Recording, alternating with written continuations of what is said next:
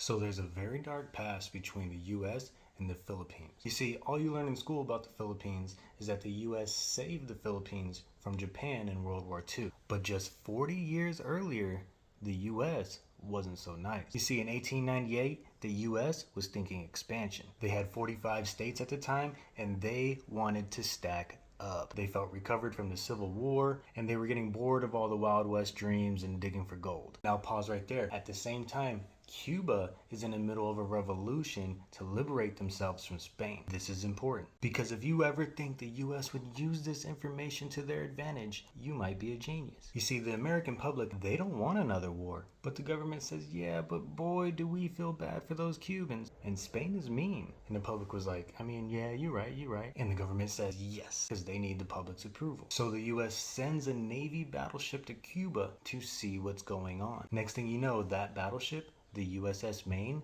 explodes. Nobody really knew how it happened, but that didn't matter. The US immediately blames Spain and declares war. Spain was like, but we didn't do that. And the US was like, well, we don't want to hear it. We're about to free Cuba and take Puerto Rico, silly boys. Do y'all really got to do all that? The US was like, actually, we want Guam and the Philippines too. But look, the government didn't tell the American people this. All they said was, we need to liberate all these people from Spain because Spain is mean. Now, back in the Philippines, they had their own revolution against Spain going on. And the Philippines were winning, like bad, like Eagles versus Chiefs in the fourth quarter bad. Spain was practically begging the Filipinos to stop. Then the US pulls up and they're like, okay, Filipinos, I see you. Let us help you out though. And the Filipinos are like, oh, we're good. I mean, the game's pretty much over. Yeah, but let us tag in real quick. Filipinos were like, are y'all listening? Kendrick already went up a while ago. We're about to be done. The US was like, oh, okay, so you said we're tagged in? All right, cool. Okay, nah, but the Philippines didn't want or need any help. So the US came up with a plan. They pulled up on the Spanish who are in the Philippines. And they were like, what?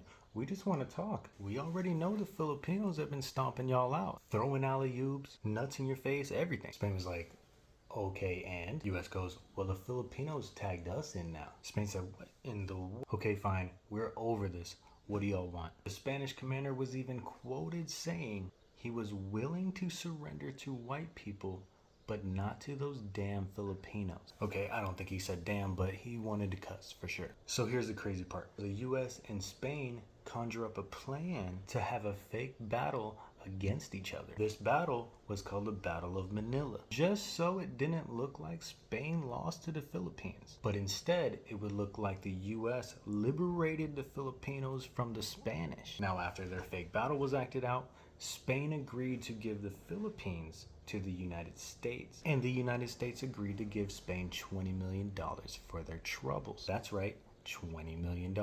I'm pretty sure Bruno Mars' bed frame cost more than that. This understandably pissed off the Filipinos, which led to the Philippine-American War. But that's a story for another time. Anyway, the US Navy commander who was in charge of the fleet at the time, his name was George Dewey. And when he got back, they threw him a 2-day parade and built him a monument in San Francisco.